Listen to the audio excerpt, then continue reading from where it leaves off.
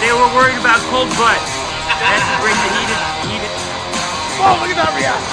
Look at that.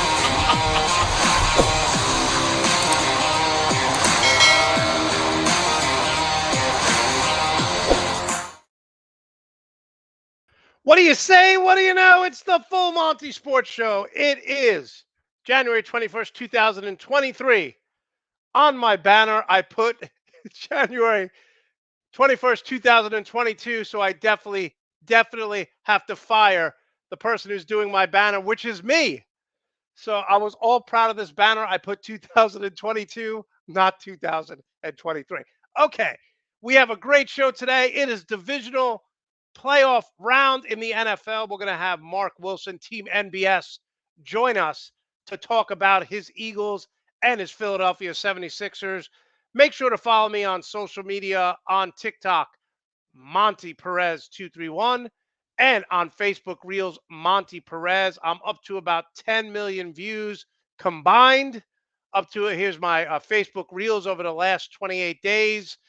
Just putting out a ton of video content. So make sure to follow, make sure to subscribe, and make sure to give us the thumbs up for this particular episode. And subscribe to the Team NBS YouTube channel. The Team NBS YouTube channel. We had 35 states tune in across the country last week. Canada, Mexico, and France also tune in. Friends of mine, social media followers who are watching this show all across the country, all across the world. I am internationally known, and I'm known throughout the microphone. Okay, let's get to the good, the bad. And instead of the funny, some breaking news happened last night. I will get into that. Let's start with the good. So in life, you want to evolve, right? You don't want to be the same person you were 5 years from now, 10 years from now, 20 years from now. If you're an employee, you want to evolve. I know so many people who are like, oh, I'm not doing this. I'm not going on the computer. I'm not answering text messages, blah, blah, blah. You got to evolve or you're going to be left behind. You got to evolve or you want to be left behind. So one of the things that the casual fan holds on to, like they have some sort of investment in it, is defense wins championships. Defense wins championships, right? This is what the casual fan will say. And you got to run the ball. No, you don't. No, you don't. Have the Chiefs ever had a dominant running game and they've been to 4 straight AFC championship games? Have the Patriots ever have a dominant running game? No. So 7 out of the 8 coaches going into this divisional round, 7 out of 8 coaches going into this divisional round are offensive minded coaches. Kyle Shanahan, Mike McCarthy, Andy Reid, Doug Peterson, Nick Sirianni of the Eagles, offensive coach. The Giants, Brian Dable, offensive coach. We have offensive coaches all over the divisional round playoffs. The only one who isn't is Doug McDermott of the Buffalo Bills. I'm not saying that not having a defense is not important. It is. But who would you rather have? Would you rather have Patrick Mahomes for one game or TJ Watt and Aaron Donald? The answer's simple. You'd rather have Patrick Mahomes. Now, forget again, all you people who on social media, oh, defense wins championships. No, it doesn't. Offense wins now. Proof in the pudding. 7 out of the 8 coaches remaining in the NFL playoffs are offensive minded coaches. Defenses, okay? Defenses. The Saints, the Jets, New England, Denver, all top defenses in the NFL. Top 10. Neither one of them sniffed the playoffs because all of their offenses and their quarterbacks were incompetent. Incompetent. And just to prove my point one more time, last year the Buffalo Bills were number 1 in defense. They were up by 3 points with 13 seconds left. They couldn't stop Patrick Mahomes. He drove them down. They kicked the field goal, went to overtime. He got the ball. They couldn't stop him. So, yes, having playmakers like the Bosa brothers, are important. Having Thibodeau for the Giants is extremely important. Lockdown defensive backs is important. But if you look at the trend of the NFL over the last 5, 7, 10 years, everything has changed for the offenses. And that is why we have 7 out of 8 offensive minded coaches remaining in the playoffs. It's simple. Mike Tomlin's Steelers, okay? Fine season. The only exception to a top 10 offense that didn't make the playoffs this year, the Detroit Lions, because their defense was so horrific, they couldn't stop anyone. Okay, so that's the good. Now let's start with another part of the good. The Memphis Grizzlies, they lost last night. We'll get into that in 2 minutes to the Lakers, 122, 121. 122, 121. But I got to say, this team, 31-14, second in the Western Conference. Remember, Memphis 2 years ago knocked Steph Curry out of the playoffs in the playoff game, in the play-in game. Last year, they lost to the Golden State Warriors. But this team is annoying. I love watching them play. People think because I like Trae Young, I don't like Ja Morant. I like Ja Morant. The problem I have with Ja Morant, and I posted a video of this yesterday, Trae Young gets into the paint at will now. The Hawks are playing much better. They've won 5 in a row. Part of that is they're healthy. Trae Young and DeJounte Murray over the last 3 or 4 games are really starting to click. I think they had 56 points, 17 assists last night. Trae Young gets into the paint. He doesn't get hit. He uses the floater. What I don't like about John Morant, again, he's a great player. He's a rising superstar. What I don't like about him, he's like 185, and he takes a pounding every night because he tries to dunk over people. I want my point guards to be like Steph Curry. Just my preference. Doesn't mean that I don't like John Morant. But this team is feisty. This team talks trash. They play the Golden State Warriors on the 25th, and I can't wait. And I can't wait. Klay Thompson and Dylan Brooks hate each other. But this team is really like just that annoying guy at the YMCA who's better than everyone, and he lets you know it, right? Hey, by the way, look at what LeBron's doing. The Lakers are playing better, don't know what's going to happen, don't even know if they're going to make the playoffs. But you can hate LeBron James all you want. When he was 26 years old, LeBron James, come on, look at what he's doing now. Look at what he's doing now. It's insane how good this guy has been. So again, you can hate LeBron James. People call him LeBum. I'm like, you obviously don't know basketball. If you're calling this guy a bum, what he's done for 20 years, you know nothing about basketball. You're a hater. You're a hater. But so the Memphis Grizzlies, to me, right now, if I was picking a favorite to get to the Western Conference Finals and go to the NBA championship out of the West, it would be Memphis. They took their lumps. They're growing. They're maturing, and they are feisty. They are nasty. They are annoying because they talk so much trash. But I love watching them play. I love watching them play. So it leads me to what happened last night. Again, I was going to have a funny story, but breaking news happened, and this is what happened last night. I'm going to show you the clip. Shannon Sharp starts talking to Dylan Brooks, and he basically says, "You're too small to guard LeBron James." Now, he said that Dylan Brooks said F you to him. Dylan Brooks, after the game, said, "I said LeBron just missed that shot. Shut up." So this is what happened at halftime.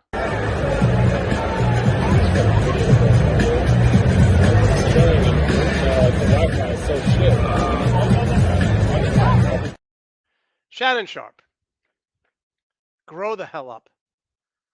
I like you as a broadcaster. I loved you as a player. In the game of life, Shannon Sharp is one. Hall of Fame player. Helps hundreds of people through charities. Makes millions of dollars on Undisputed. In the game of life, where Shannon has come from to where he is now, he has won. But Shannon, I mean, you're just a punk. In this situation. Now, I have meatheads on social media saying, "Oh, he was disrespected, Monty. You don't know." Disrespected how? He's at a basketball game. He's talking trash to Dylan Brooks. Dylan Brooks comes back at him and Shannon Sharp wants to fight him. First of all, if I did that and walked on the court, I would be tackled by 5 security guards. I'd spend the night in prison, and I'd probably be suspended for life. Disrespected. What? And first of all, for all you people who say, "Oh, you don't know anything about fighting," I've been in plenty of fights in my life. Okay, went to court for assault. Any fight I ever got, it wasn't because someone disrespected me or said something to me. You could say whatever you want to me. If I don't believe it, I'm not going to get offended. If my mom says to me, "You're a terrible human being," I wouldn't care because I know I'm not. How did Shannon Sharp get disrespected? And if Shannon Sharp really wanted to fight, he's in the media. He's in the inner circle. He knows he can make a phone call and tell me where Steven Adams is going tonight, where Dylan Brooks is going tonight. Don't tell me that, oh, he was going to fight him. He's going to fight him with 50 people in between him. That's not being a tough guy. That's being a fool. Shannon, you are a fool for doing this. If I'm Fox Sports, I suspend him for a week. Why the hell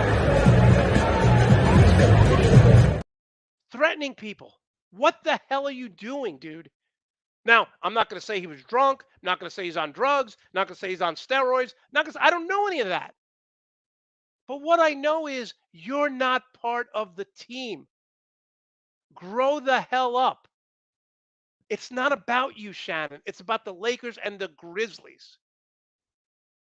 So, all right.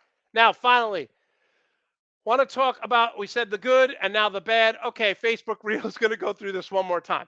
So I've been invited to do Facebook Reels, and they're going to pay me this week. Got over 5 million views, whatever. But all of a sudden, Facebook Reels tells me that I'm no longer allowed to participate because I did something wrong. I don't know what I did wrong. I had some music that I played at a park when my parents were dancing for my mom's birthday. Maybe that was a copyright infringement. But Facebook Reels, you got to help me out here. You got to help me out here. Let's say you were a salesman and every day for 67 days you increase your sales. You'd you'd be king of the world to that department. Over 69 days on Facebook Reels, I've increased my visibility. I'm posting 7 to 10 videos a day. And now after one paycheck, you're going to stop me from earning money? And I've emailed you 10 times. Just tell me what I did wrong. I removed any video that doesn't have my audio. I removed any video that doesn't have your library of music. Help a brother out. That's all I'm saying. All right. We're going to get Mark on in about 5 minutes. Let's go through the NFL games this weekend. I am 71% picking NFL games. Wanted to be 70, so I slightly went over. Wanted to get about 70. I wanted to get about 75%, but I'm 71%. Okay, Chiefs, Jags. This is going to be a classic matchup between two coaches who know each other very well. Doug Peterson, Andy Reid. Now, I had in my Super Bowl, my preview, I had the Chiefs going to the Super Bowl and the Eagles going to the Super Bowl in preseason. But I changed that midway through because I thought the Bengals were the best team. But again, if you watch this show, you understand that I don't think the Bengals can beat the Chiefs 4 straight times with Andy Reid and Patrick Mahomes. I think that Jacksonville will play well. I do. But they're a couple players away. They're too young. And the Chiefs are going to get back to the AFC Championship for a 5th straight year. So I'm taking the Chiefs here. Pull away in the second half, 34-21. Okay, Bills and Bengals. Everyone, I don't know what's more popular, what game you want to see more. Is it the Giants, Eagles? Is it Dallas, San Francisco? Or is it the Bills against the Bengals? Here's the problem I have here. I had the Bengals as the best team from about week 4, but what happened to their offensive line last week? They've lost about 3 offensive linemen. A couple of them are questionable. If you saw what the Titans, what the Ravens did to them last week, they were all over, but Joe Burrow made just enough plays to win. Obviously, there's sentimentality here with the Buffalo Bills player who was injured, Damar Hamlin, but I got to ride with Joe Burrow. I've been saying all along, I am not a Buffalo Bills believer. A good regular season team like the Packers, but not a Super Bowl contender. I'm rolling with, no, not the Bills. I am rolling with the Bengals, 30-27. Okay, Dallas versus San Francisco. Think about how high this playoff game is going to cost you. The highest price average ticket was January 19th, 2020 for the NFC Championship game between the Packers and San Francisco, 575. This is averaging, it's going to average a fan $509 per ticket. I know I said offensive wins and usually the better quarterback wins, but let's be honest here. San Francisco, other than the Eagles, are the most talented team in the NFL. If Brock Purdy just doesn't have a meltdown, excuse me, if Brock Purdy just doesn't have a meltdown, they should win this game. Let me repeat that. If Brock Purdy doesn't throw 4 interceptions, they should win this game going away. I expect Joey Bosa, Nick Bosa. I always get the Bosa brothers confused. I expect them to be in the backfield all day. I expect Dak Prescott to struggle in the second half and get a full dose of Christian McCaffrey early and often. Take the 49ers here, 34-20. And in the second half, I don't even think it's going to be competitive. Okay, again, I'm 71% picking NFL games. We're going to get Mark Wilson on right after we take this break. You're watching the Full Monty Sports Show. Make sure to subscribe and like to the Team MBS YouTube channel. We are here shooting Remova's latest campaign. I'm happy to be a part of such a great brand, and looking forward to seeing what's in store.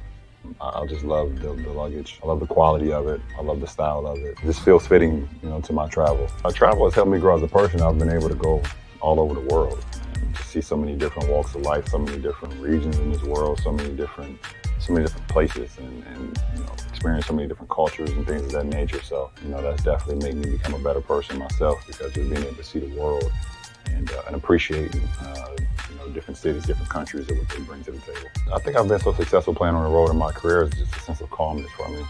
I love the adversity and being able to go on someone else's floor where they're most comfortable at, and being able to, try to defeat them there. All right, let's bring him on. Team MBS Media, Mark Wilson, how are you today? What's going on, Monty? I'm doing good. I am fired up for this game tonight, but we have so much to talk about before then. Let's start, as I have your Philadelphia 76er background up there. They're playing phenomenal on this West Coast. Walk me through this, because I have Jason Tatum winning the MVP. My friend Andrew is adamant that Joel Embiid should win it. I've never seen a player, I posted a video the other day, do it off the dribble, shoot the jump shot, be a passer, be as athletic and strong as him. People could say, well, Jokic does all those things, but he's not nearly as athletic as Joel Embiid. This guy has gotten better every year. Is he your MVP? Nope. Okay. Tell me why. They got to, like you said, Tatum, Jokic is, between Tatum and Jokic, they're my MVPs. I mean, I love Joel, but Joel, I don't know, man. He's there, but he's not truly mentally there yet. He can dominate, but I still think that, Jokic does everything. You're talking about rebound and pass. He's not one of the best defenders in the world. No, but he's Jokic, not. Yeah, Jokic does everything that you want a damn point guard to do. Jokic is like a 7-foot Russell Westbrook. Yeah. Like, he does everything. And Tatum, like, he's just a monster. Right. Embiid, his best chance was last year. He should have won it last year, but he didn't. He didn't win it last year. My issue with Joel is, if you lose Harden and you lose Maxey, Joel's not going to carry you to like an 8-game winning streak by himself. That's a fair point. I can't count. Don't get me wrong, I love him. He rocked with my team, but he's not MVP. That's a fair point, because people say one of the reasons, I don't think, like I said, I think Tatum should win it. A lot of people in the chat are saying Jokic. And one of the things that the center for Denver does is, when his team is hurt, that's when he plays his best basketball, right? He'll get you 35, 15, 7. So he carries his team, and they run their entire offense through him. Agreed. And you can't do that with Joel. And I think, Hakeem Olajuwon came out maybe 3 days ago, and I agree with him to a certain extent. He's asking why is MB shooting so many threes? But then I'm like, then he praised Jokic. I'm like, well, MB shoots one more three per game than Jokic does. So you can't praise Jokic and then down MB. Yeah. They're the same damn player pretty much. Right. So and the game has changed. Jokic shoots as well. Hakeem didn't shoot threes. That was not 90s basketball where we had a stretch 4 or a stretch 5. So yeah, Hakeem, you gotta dial that down just a little bit. And I respect him because it's Hakeem Olajuwon, but he was a little off with that statement. Well, and you bring up a good point because let's be honest, Patrick Ewing, who we all grew up watching, was a jump shooter. He wasn't a three-point shooter. He was a face-up player. Patrick Ewing never really had a low post game where David Robinson was inside outside. Hakeem had the best footwork I've ever seen. But the game has changed.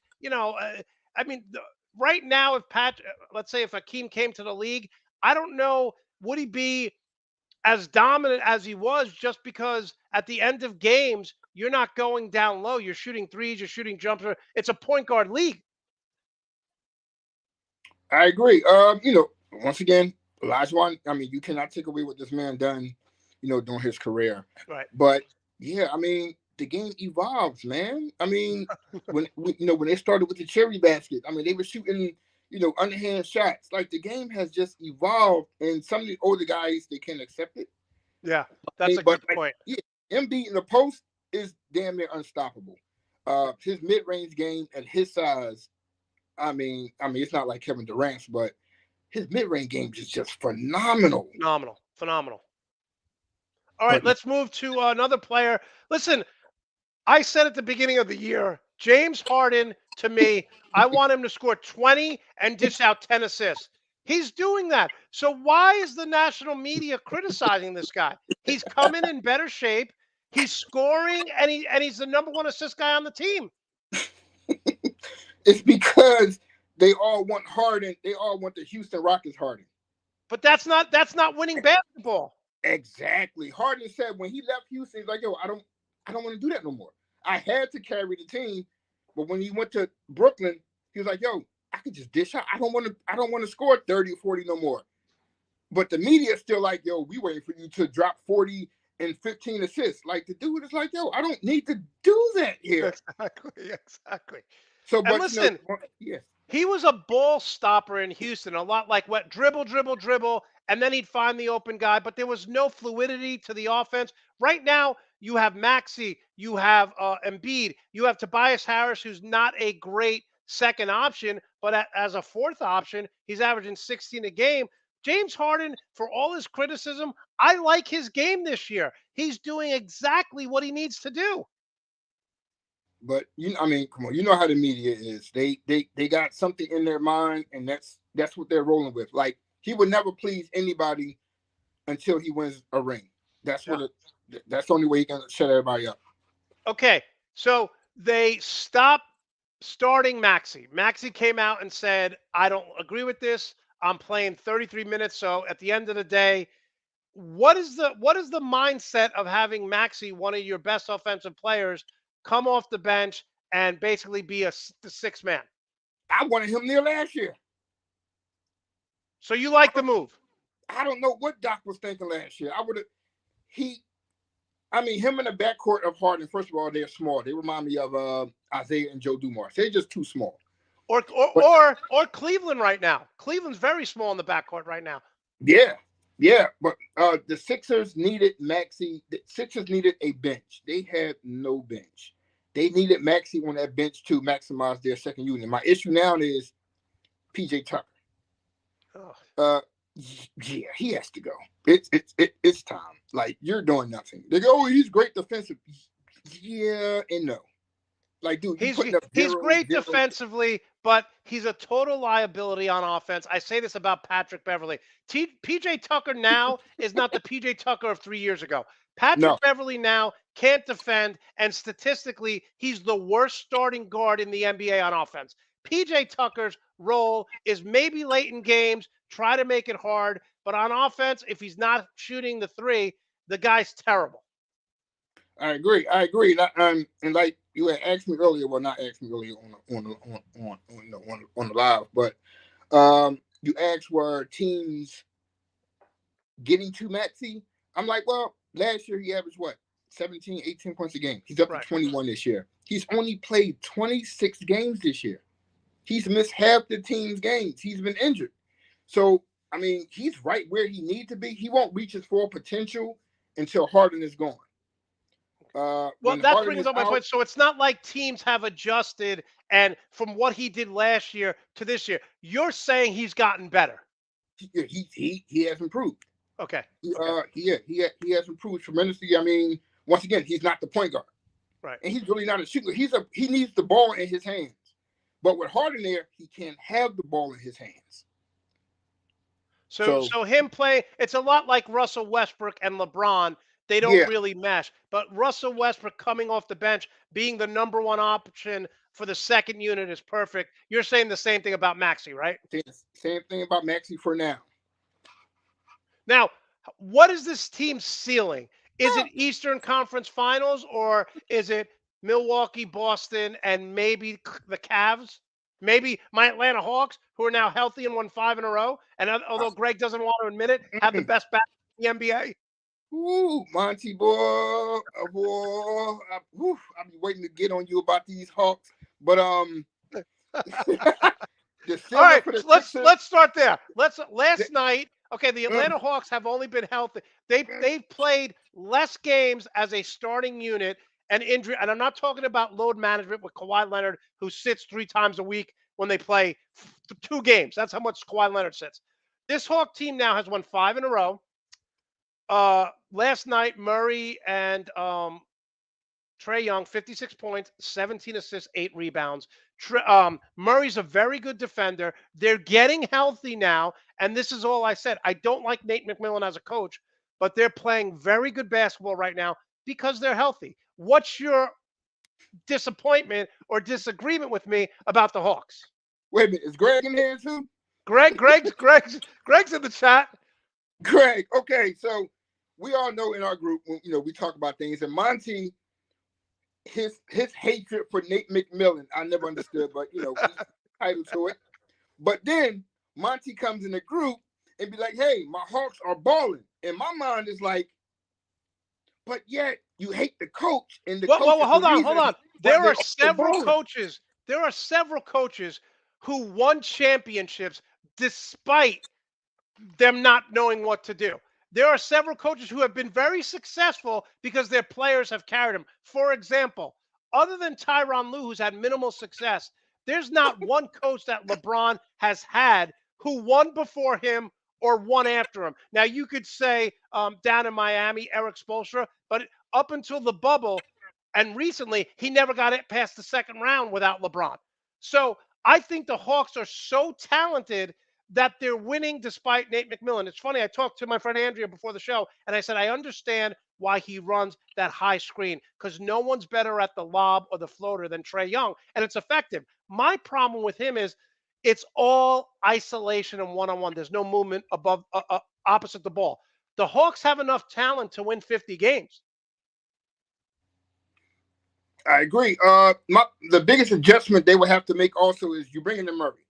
Right. We also got to remember, Murray has played point guard his whole career. Now we're saying, we want you to move to shooting guard.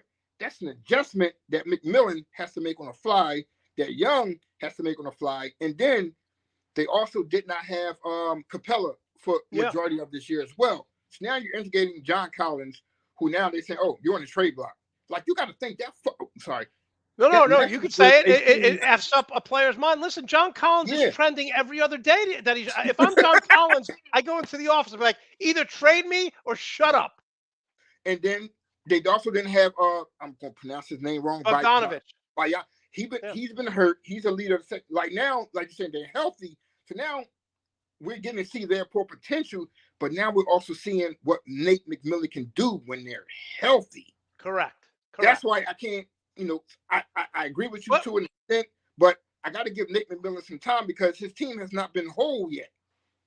In all fairness, though, I've been saying that this isn't a one-off. I've been saying this about Nate McMillan ever since they went to the Eastern Conference Finals. I watched. I never just. I said the same thing about the head coach Brandon Staley of the Chargers. After his 5th game as a rookie coach, I'm like, this guy's terrible. I said it on the show, and Brad Ward, my co-host on Monday nights, like, you got to give this guy time. I go, I've coached and played enough sports to know when someone's not that good. And look what Brandon Staley did this last weekend, blowing a 27-0 lead. So I understand why people are like, oh, how can you praise the Hawks? I praise the players on the Hawks. I praise Trae Young's basketball IQ and DeJounte Murray's IQ. I just think Nate McMillan coaches like it's 1987. and that is true. And I mean, as a Philly fan, I like the Hawks. I like what they built. Trae Young is the star of the team, but they have the pieces around them. Nate McMillan is a defensive coach. This guy has played with Gary Payton and them. Like, he knows defense. He just got to buy into that defensive approach the same way Iverson had to do with Larry Brown. He was like, I'm not, fuck Larry Brown. I'm not doing this. But when you're brought into it, you led them to the finals. Yeah, but in all fairness, Mark, Trae Young is never like Steph Curry, like John Morant, like Luka. He's never going to be an elite defender. And that's why I say adding DeJounte Murray to guard the opposing's point guard. Murray's averaging like 25 and 7, and he's guarding the best player on the other team. So I don't think Trae will ever be an elite defender. He'll be up there in steals. So I'm not so concerned about one-on-one defenders because Steph Curry can't guard me. I mean, let's be honest. Jokic is the worst defender on the high screen, right? And he's going to win MVP, or he won it 2 years in a row. But I just think that, you see, Mike Brown is a prime example, right? For years, he was a terrible offensive coach. Look at how he's evolved with the Sacramento Kings. He spent 3 or 4 years in Golden State, and he's taken the Kings now. Their offense is exactly the same as Golden State. Yeah. Fox and oh my God, why am I whatever that kid name is from Indiana? Sabonis. And young Murray and Harrison Barnes, who stay on the trade market, which I'm like, please do not, like, y'all building something and you're like, you know what? Let's get rid of this guy. Bro. I'll tell you what, I watch a lot of Sacramento Kings games because I have the NBA League Pass. And there are nights where Harrison Barnes has 27, 8, and 5. The guy can still bowl. Yeah. I don't know what he's a perfect locker room guy to get these young guys. And I think the Sacramento Kings are a legitimate top 5 or 6 playoff team in the West. I agree. Okay, give us your Eastern Conference Finals and Western Conference Finals in the NBA. Eastern Conference Finals. Oh my God, man. I'm sorry, Sixers. Jesus, but that Boston team is just. They the real deal. Boston, man, screw that shit. Boston and Philly, they'll find a way to make it work. So, if Middleton gets healthy, do you automatically pencil them into the Eastern Conference Finals? Nope. Okay. Wow, really? Nope. And your Western Conference teams? Oh man, Western Conference. As much as we hate it, we still got to watch out for Phoenix because they're just injured right now. So forget that part. Like, they're just injured. They just coasting. Golden State, nah, I don't even. They can't win on the road, Mark. They can't win on the road. They can't win at all. That team's going to implode right before our eyes one day. Are you buying into Memphis? You know what? Yeah, because they have everything that Morant needs. They have players who don't step outside of their box. Yep. They all know their role. Steve Adams. I loved him since he was with Westbrook. The other final team, man, Denver. Denver is for real.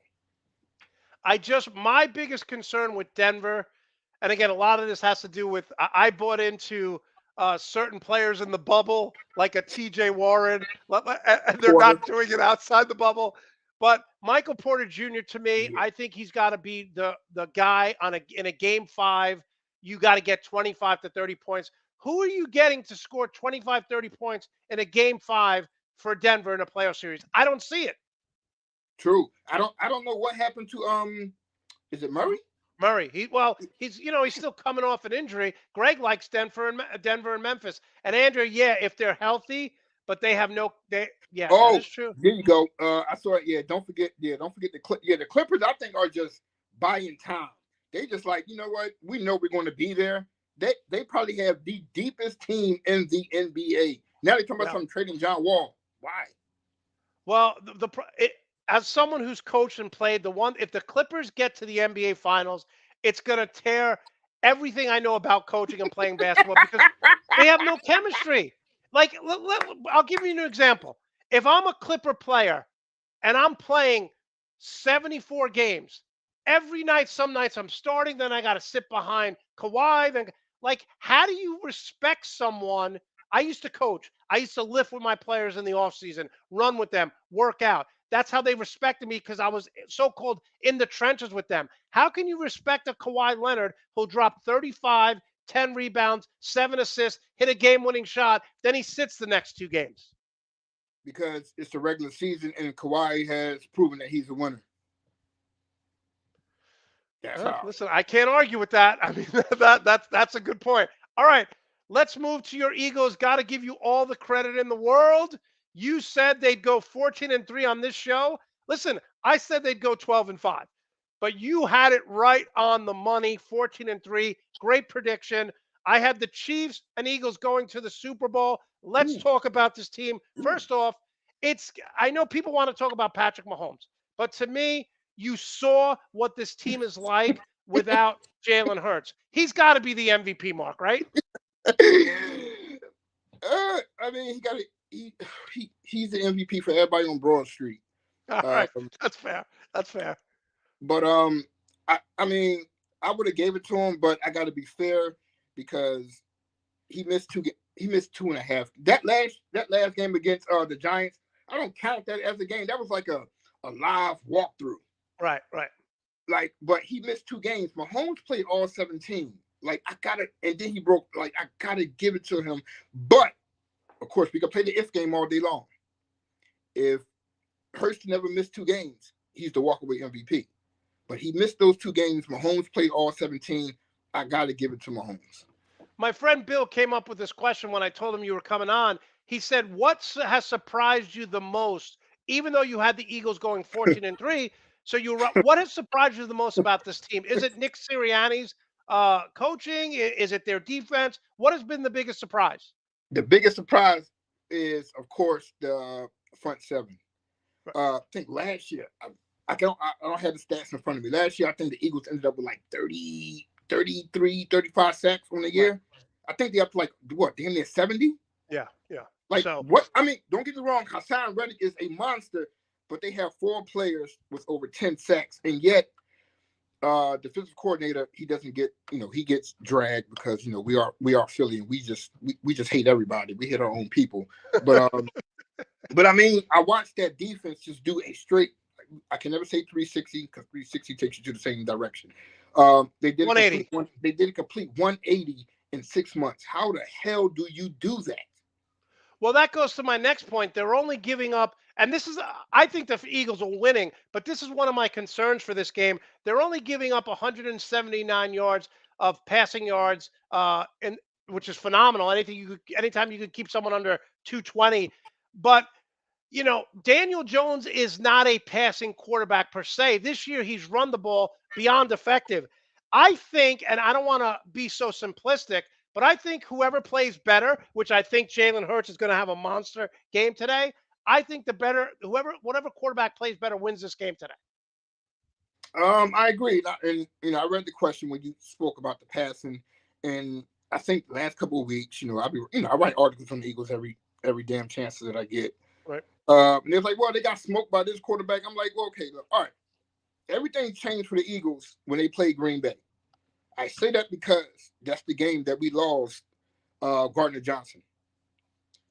And we had to put that undrafted rookie Blankenship into his position. That's when teams started passing on the Eagles. Ever since that Green Bay game, that's when Jordan Love almost brought them back to the win. It changed. Gardner Johnson is now back. Yeah. Avonte Maddox, he's on his way back. So we're getting the defense that was stopping cats all year long. We just have not been healthy for the past 5 weeks. Now we're getting Yeah, and that's why I think the bye has helped them. And Yeah. I just want to talk. I mean, when they made the trade for AJ Brown, I said this is going to put them over the top. Other than Stephon Diggs, I can't think of a wide receiver that was in a trade that has had such immediate impact. And people forget about Devontae Smith, who's a very good number two. Yeah, and the other part that you mentioned, the surprise. Whew, this gonna make Jalen Hurts look like an MVP all day long, but I don't mean it this way. All right, we think about what the Eagles did receiving wise, and why Patrick Mahomes. I don't think there was a chief running back. Miles Sanders ran for what, 1,200 yards? Yeah, dynamic. Yeah. Eagles they had two receivers. Their third receiver only caught 33 passes on the year. We lost Dallas Goddard for 5 weeks and did not use another tight end really. That's a good point. They kept winning. Point. So if you infuse all of them back into the lineup, Hurts will break probably Mahomes' passing record. If you take away Miles Sanders' 1,200 yards, which the Chiefs did not have, imagine what Hurts would do if he just had to stand back there like Mahomes and pass fucking all day long. Yeah, no, that's a good point. That's a good point. Running back by committee in Kansas City. I don't know what happened to Clyde Edwards-Helaire. In 2 years, he went from being the darling of the league to being in the doghouse. He's still in the league? Yeah. I think he was in the USFL somewhere. All right, break this game down. Give us a few keys. Talking with Market Wilson here. Make sure to give us a thumbs up, like and subscribe to the Team NBS channel. Break this game down. I know you're fired up. Oh, for one, I'm fired up because for anybody that don't know, I live in the Bronx. You don't know where the Bronx is at? It's in New York. I am a Phillies fan living in New York, so you have to believe. Hey, that's a picture from my article. You have to believe. Mark, I do my homework. Yeah, that this is one dope game for me just because of where I'm at and who I am. But it's also a division rival game. It's hard as hell to beat a team 3 times in a year. I don't care who the team is. 100%. It's hard. For Eagles, they just beat them, 2 weeks ago? Now we got to go back and play y'all again? Look what happened with the Dolphins. Look what happened with the Dolphins and Bills. The Dolphins played them close. Look at the Titans and Bengals. They beat them in week 18. They had to play them back. It's not easy to play a team back-to-back because psychologically the team that loses works harder. The team that won kind of takes it easy. Yeah. What the Eagles have to do, of course, stop Barkley. But you have to make Jones beat you with his arm. If the Eagles are healthy in their secondary, there's not a chance that the Giants. We saw what happens when the Eagles are healthy and the Giants are healthy. We saw that like in week 14 or week 12 when they played. That was 2 healthy teams going at it. Eagles whooped their ass. The second game don't count because once again that was a walkthrough for both teams. That was like the league said we got to play, so let's just go out there and just fall on the ground and do whatever. That game don't count. I said it was so funny because I said 4 minutes into watching Giants Minnesota, when the hell are the Vikings going to put a spy on Daniel Jones? They didn't put a spy on him all game. I was like, when are they going to adjust? So I am concerned that, but what I think is going to happen, and tell me if I'm way off here, I think the Eagles get off to a 17-3 lead, and then they have to force Daniel Jones to throw the ball. Yeah, and you got and I don't even know how to say this because it's going to sound stupid, but there's a reason why you brought in Sue and the I forgot the other guy. Yeah, adding all those defensive linemen up front. You brought them in for that playoff experience. So you now you're like, because when they came in, and now you got what is wrong with me today? I can't remember nobody's freaking name. I'm drawing a blank. The kid we just drafted from Georgia. Yeah. Jordan Davis. Joseph. We're healthy now. So Saquon Barkley, don't try that. So now we're saying, hey, Daniel Jones, beat us, but we're super hungry at the same time. Like, this is our year to win a Super Bowl, and we're playing at home. These dudes, no. No, no. By the way, that we about to crowd whoop is their going ass. to be insane. Hmm? I said that crowd is going to be insane. Insane is not even the word. The only thing that really scares me is those little I'm sorry, those little San 49ers. Francisco? 49ers scares the hell out of me because they like a mirror us. Yeah. They scary. The Giants. problem I have with San Francisco is and again, there are players that fall through the cracks, like Russell Wilson, 3rd round. Okay, you have Tom Brady in the 6th round. But there was a reason that Brock Purdy was Mr. Irrelevant, the last player taken in the draft. I got to assume, even though I have 49ers winning, It's going to show. over Dallas, I got to assume that there's going to come a time where he's going to throw 2 or 3 interceptions. The question is, can the 49ers overcome that with McCaffrey, Debo, Kittles, Brandon Ayuk? Because other than Philly, I think San Francisco has the most talent on both sides of the ball. Yeah, oh God, that San Fran team is so damn scary. But you hate to say it once again, but it's like we're waiting for Mr. Irrelevant to show why he was Mr. Irrelevant. Yeah, that's true. But That's true. what if it never happens? Right. He may not never show why he's Mr. Irrelevant. He just makes it whoop asses. Yeah. But then you ask the question, would he be that good if he was on the Falcons? Probably not. That's a definite fair point. Okay, so you have the 49ers winning. Obviously, you have San Francisco winning. I think we're winning though. What's that? I don't know. Greg, oh shit, Greg gonna get me on this one. I don't know, man. Dallas they got a lot to prove. They scary too. I think Dallas gonna beat them. Okay, here's what I'm gonna say about Dallas. The problem I have with them is I've seen Dak Prescott too many times, like he did against Washington, go, what was it, 14 for 37. I've seen too many times where Dak Prescott doesn't show up for a game. And I think Bosa is going to be in the backfield all day long. Talent-wise, if you break it down, Mark, San Francisco's defense is better. San Francisco has a better running back. San Francisco has a better group of wide receivers. San Francisco has a better tight end. The only thing San Francisco doesn't have is a better quarterback. Ooh, you hear this, Greg? This not me, Greg. This Monty talking. Wait, you don't agree with that assessment? That San Francisco's better at every position? Yeah, Other than linebacker? I think San Fran probably got the better team. It's just something about Dallas been taking so much shit for the past couple of years. I think they are about to unleash all this shit on San Fran this game. I think Dallas got this. Plus, I just want some NFC East rivalry going on. Oh, let me just tell you right now, if Philadelphia hosts the Dallas Cowboys next week, I may start partying. I'm gonna love to see the Eagles destroy the Cowboys in the NFC Championship. I would love that. Yeah, that happens. I'm sorry, Greg. I won't be in the chat for like a week if that go down because I ain't got time to be hearing your trash talk. All right. So you have Dallas winning, really? Yeah, man. I think Dallas gonna take this. Okay. So you have Dallas Eagles in the NFC Championship. Who do you have in the AFC Championship? I have the Bengals in those Bengals and Andy Reid. Forget the rest of the players. I love me some Andy Reid. Yeah, no. Listen, I would love the Eagles and oh my God, that would be so oh my God, that'd be so awesome. Here's the problem I had, and I mentioned this on the show, Mark. I had Eagles, Chiefs going to the Super Bowl. I mean, but halfway through the season, I said, okay, I'm a little concerned here because the Bengals, I think, are the best team the second half of the year. And I said, okay, but can anyone beat Patrick Mahomes and Andy Reid 4 straight times?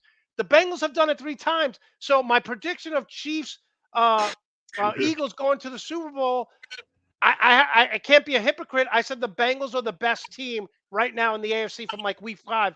But I have to change my tune because I don't see anyone beating the Chiefs 4 straight times. Well, first the Chiefs better hope Lawrence shits the bed because I mean once again I love Andy Reid and of course I love me some Doug Peterson. Yeah, me too. That dude he throws caution to wind like I have never seen. And to go to a whole nother subject real quick, people praise him for the Philly in the Super Bowl. Yeah, that wasn't him. That was Nick Foles that asked for Philly. And I think Frank Reich designed that play because they saw Yeah. it in like a high school game or something like that, right? Yeah, when you go watch the video, Foles comes to the line and was like, "Yo, let's run Philly." That was not Peterson's call. That was Nick Foles, as they say, Big Dick Nick. That was his call. Well, I will say this too. One of the things I was concerned with, I said Doug Peterson somewhere during the Charger game is going to pull out all the stops, make adjustments, and outcoach Brandon Staley. Now look, Trevor Lawrence, 4 interceptions, they overcame that. If he struggles early, they're not going to be able to come back because Andy Reid also makes adjustments. But this is going to be a chess match and a fun game to watch. The national media is not really paying attention to this game, but if you're a diehard football fan, if for nothing else, like you said, you want to see the matchup of these two guys. Yeah, that's Andy Reid's coaching tree, right? Like, come on, man. Like, hell, I'm like I said, I'm a football dude, man, and I love both of them. I wish Reid would have brought us a Super Bowl. I would love to see his statue outside, but it is what it is. They say all the time, oh, the Bill Parcells coaching tree, the Bill Belichick coaching tree. There's only 2 coaching trees that I pay attention to right now, and that's the Shanahan coaching tree that produced when they were all in Washington with McVay, his son, Matt LaFleur, and obviously Andy Reid's coaching trees, because these guys have had so much more success than the Bill Belichick's coaching trees of the world. Yeah, true indeed. I agree. You're the man, Monty. You know what I'm saying? Well, thank you. I appreciate the compliment. All right, Mark. So you have the Eagles-Chiefs Super Bowl. Is that what you're telling me? Yeah, I would love to see that. But I don't think it's going to happen. Let me ask you this question. He kind of left Philly and people criticized him. But to me, anytime Doug Peterson comes back to Philly, I'm giving this guy a standing ovation. No, is he hated in Philly? Is he loved? Is it indifferent? Or they're just going to boo him because he's not with the Eagles anymore? He got you a Super Bowl. Yeah, the reason that people hate him and it's unfair is because he's tied to Carson Wentz. That's all. Carson Wentz is why he lost their job. That's it. Yeah. I will say this, before he got injured, Carson Wentz that year when they won the Super Bowl, he missed the last few games. He had the most touchdowns in the league. He had his highest completion percentage. A lot of people thought it was Frank Reich, but we saw what Frank Reich has done in Indianapolis. So it had to do with Doug Peterson. Before Wentz got hurt, he was phenomenal. Do you buy into this? Because you see this all over social media. Trevor Lawrence has never lost a Saturday night game. Oh, look at my boy Greg right there. Oh yeah, that is true. Holy shit! Man, with Clemson, in Jacksonville, even in high school. Oh, Andy Reid, that don't look too good for you there, bro. I don't know. It's gonna be. I think it's gonna be a better game than most people will give it credit for. I did love Carson Wentz in Philly. I thought he was phenomenal till he got hurt. Me too. He just sucked ass at the end. I'm saying. All right, final question here. So you have Jokic is winning the MVP. You have Patrick Mahomes. To me, the coach of the year is Seattle Seahawks Pete Carroll. I had them winning 4 or 5 games this year. He's turned around Geno Smith's career. They made the playoffs. I think he deserves the coach of the year. Do you have Andy Reid or someone else? Damn. Once again, I think we had this thing in there. Me, it's a couple. Like I got to put Mike Tomlin up there. I got to put Brian Dable up there. I got to put Doug Peterson up there. Like none of these teams were picked to win anything. All these teams got to. And the Pittsburgh coach, I give them that credit. They didn't make the playoffs, but they started out like 2-0 in 1,000. Terrible. It was like, oh, this guy's not gonna have a winning season. How the hell do you turn that team around? And you had like 8 starting quarterbacks. One of them, Mitchell Trubisky. Oh yeah, Jesus Christ! Oh my God, yeah. Oh Lord. But he turned that team around. He didn't make the playoffs, but yet and still, they finished what 8-8 or 9-8 or something. 9-8. Never had a losing record. Like, how the hell did you do that? Yeah. That was remarkable. And the Giants, I picked the Giants. I had them going like 1-16. I was like, there's no way in the hell they're gonna win like 3 games. These dudes are in the second round of the playoffs with a first-year coach. Exactly. Like, Come on, Which man. brings up my next point. We got 2 more questions for you, then we'll let you go. Talk with All Mark right. Wilson. Love having you on. Love the passion. So, okay, everyone talks about Kyle Shanahan as a genius. You look at his record, missed the playoffs numerous times, just until this year was under 500. Everyone talks about Matt LaFleur, great coach. Sean McVay, his first couple years. I got to be honest, no one talks about Nick Sirianni as a great coach. The guy made the playoffs last year, which was supposed to be a rebuilding mode. They're 14-3 this year. Obviously, they've done everything right, but why doesn't he get the respect that other coaches in the playoffs or young coaches are getting around the league? Yeah, that is a mystery, and I love Nick because Nick doesn't give 2 flying shits. No, yeah, he doesn't. Like, you can't do nothing but love the guy, and they got to remember that. I think, was it the first season or the second season? Peterson took the Eagles to the Super Bowl. Now here go Nick Sirianni about to repeat the same damn thing again. Yeah. Like, so I mean, Sirianni, he doesn't care whether he gets the recognition. He's a young dude, and another coach that throws caution to win. Like, it could be fourth and 20. I ain't gonna bring up that old Eagles and Packers thing with but I'm just gonna. But wait, one thing I will say too, players love this guy, right? On the Eagles, the players love him. Yeah, man. Like, they would run through a wall for this dude, man. And as a fan, shit, I'd run through a wall too. So where do you watch the game? Do you stay home? Do you go out? What's your do you have a tradition that you do? Oh yeah. Well, right now I can't go out because we're playing in New York, and I don't feel like going to jail. Like, if this game goes sideways, I don't feel like hurting no Giant fans. So I'm gonna sit right here in my house and watch the game. I got you. Oh, wait a minute. For you guy, where the guy? Yeah, here you go. There you go. That's what you want There to you see. go. All right. All right. So much fun. Mark, listen, you were right on the money. You said 14-3 on this show in preseason. So win or lose now, final question. The Eagles are built. Again, one of the reasons why I said they go 12-5, I thought they were a year or 2 away. But they're built with all their draft picks coming up. I think they have the 10th pick and then like the 32nd pick or the 30th pick. They're built for long-term success, correct? Yes, sir. So what do they do with the picks? How do they get all these draft picks? Just trading and acquiring draft picks, right? Because they got the best GM in football. Howie Roseman is he's the ultimate manipulator of the salary cap. But then again, they got lucky. I love Jalen Hurts, but he was not supposed to be the starter last year. If he didn't pan out, this whole draft looks totally different coming up. But 10-31 if they win the Super Bowl. And I will say this. Oh, all right. Jeez. One of the things I love about Jalen Hurts is he gets run out of Alabama, relegated to the bench. He comes off the bench, helps them win. He goes to Oklahoma, is a finalist.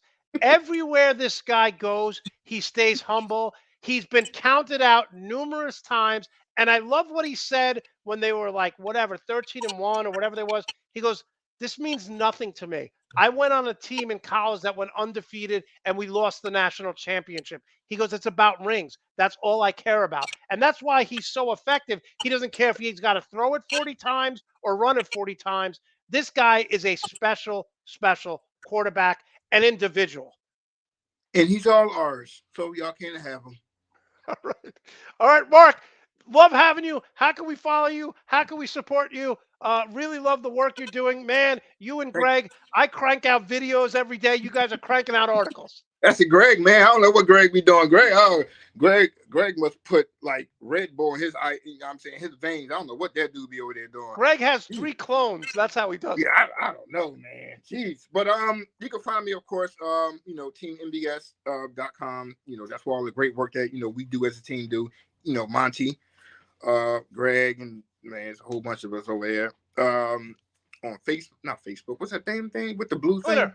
Yeah, I just like that ad. But BX Reporter. Of course, you can find me at richkidmoneybear.com. That's my clothing line.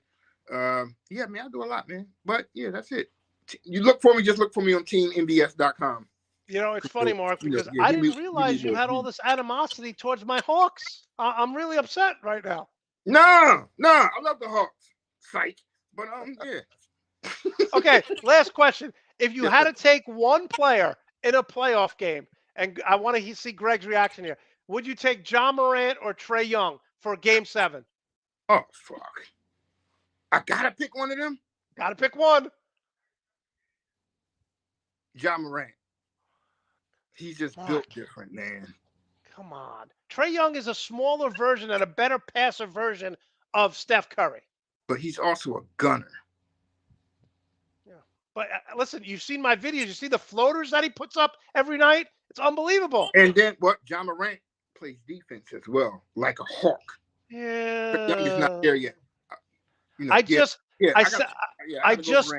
I said in the beginning, I just don't like my point guards. The same reason why I don't like Luka. Luka takes a pounding. John Morant wants to play over the rim and dunk on you at 180. That's not long-term success. Luka's 6'9", 235. He looks exhausted in the second half of some games. I like my point guards like Steph Curry, like Trae Young, not getting hit.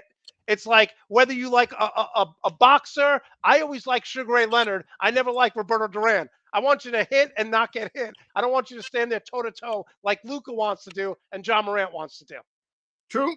I feel you on that. I'm still going with Morant. You're still going with Morant. Breaks my heart, Mark. You broke my heart twice today. It's all right. Sorry, bro.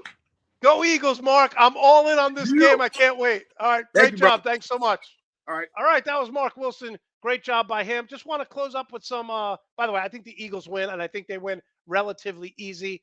Just want to close up with some extra points here. First, I'm going to say this again just to get it out there. You know, you see teams like the Oklahoma City Thunder who are battling every night. The Oklahoma City Thunder are without Chet Holmgren, who they lost, their top draft pick. He's out for the year. But you have Giddey, you have Alexander playing phenomenal basketball. They're battling for a playoff spot. Why are we going to reward the Houston Rockets for tanking? You watch the Orlando Magic. Every time they win, Paolo Banchero says, we want to get into the playoff game minimum, the play-in game. Why are we rewarding the Houston Rockets and crappy-ass teams for tanking? Why? The Spurs, okay? The Rockets. Oklahoma City, I watch them all the time. These guys want to win. Their coaches want to win. So again, I'm going to explain this to you. Here's what you do. And I posted this. This is the bubble playoffs. This is what I'm going to say to you. Have a playoffs for all the teams that don't make the playoffs. The Knicks, say the Pacers, Oklahoma City Thunder. You have a one-game playoff like March Madness. One-game playoff like March Madness.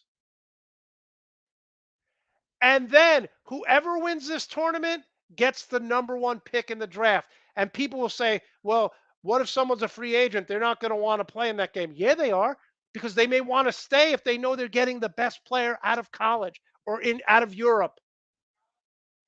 So let's stop with this tanking BS. It doesn't work. I watch the Oklahoma City Thunder almost every game. They're playing their ass off. Why are you going to reward the Houston Rockets who are losing every time? Or the Spurs, like Greg Popovich says at the beginning of the season, you'd be a fool to bet on us to make the playoffs. Stop it. Reward teams that try. Reward teams that play hard. Reward teams that want to win. And stop with the lottery even. I don't want it to luck.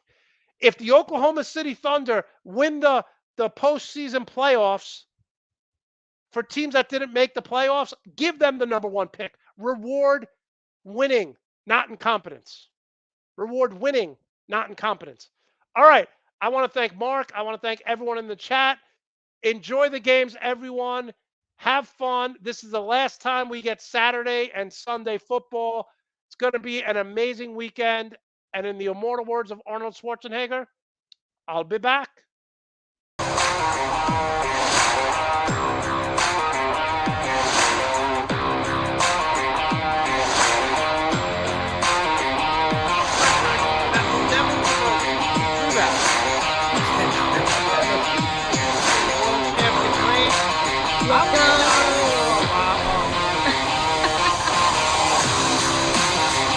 Sushi. They were worried about cold butt. That should bring the heated. Oh, look at that reaction. Look at that.